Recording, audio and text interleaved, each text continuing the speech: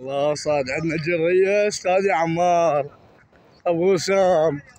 صاد عندنا 3 جرية طبعا، واحدة سنارة طبق، طبعا اكو سنارة صاد، يعني هي عودة واحدة صارت جريتين نفس الاوان نفس اللحظة. زين بابا حي اللخ، بابا حي اللخ. لقى شنو ذا بنقرة ما تجري؟ ذا بنقرة ما تجري هل شنو السالفة؟ دام صيدك دام صيدك الجميع. هذا مال الفرات. وين عمر ابو الجر؟ بس باقي له بس باقي. وين يا عمر يا كسرناه يابا، بالحرشه شلونها؟ كسرناك يابا عمر كله باع الحرش.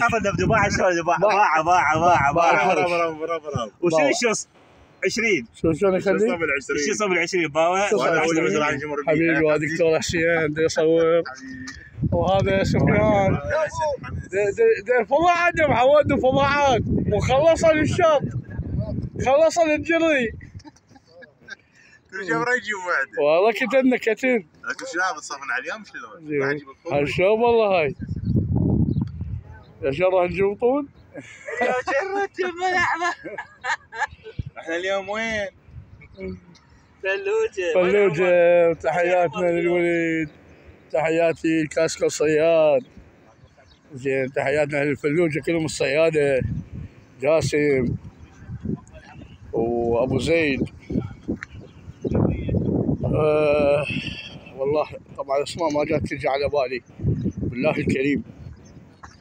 تحياتي لكم اخوتي جماعة الانبار، جماعة الفلوجة، جماعة الجنوب، كلهم ربعنا وكلهم اخوتنا وكلهم صيادة وما بيهم كسور. زين هاي حاليا على كورنيش الفلوجة ضاربين سناراتنا بالليل والله الى الصبح. نزلنا 2:30 والله تاخرنا هواي تاخرنا، نزلتنا صارت متاخرة يعني 2:30 احنا على المي. زين وهذا اكبر غلط، يعني المفروض احنا هنا فد اقل شيء فد الساعة ب11 انت لازم على المي ب11 ب12. زين والله يرزق الجميع يا رب.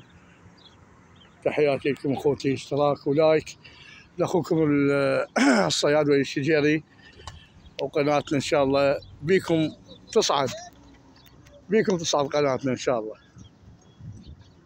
اسباع لا تقصرون اللايك والاشتراك حتى نستمر وياكم بالصيد، نستمر وياكم بالطلعات. بعد ان شاء الله عندنا من كم يوم هم عندنا طلعة بحر. زين ونصور لكم هم هناك. يلا اخوتي كفو منكم.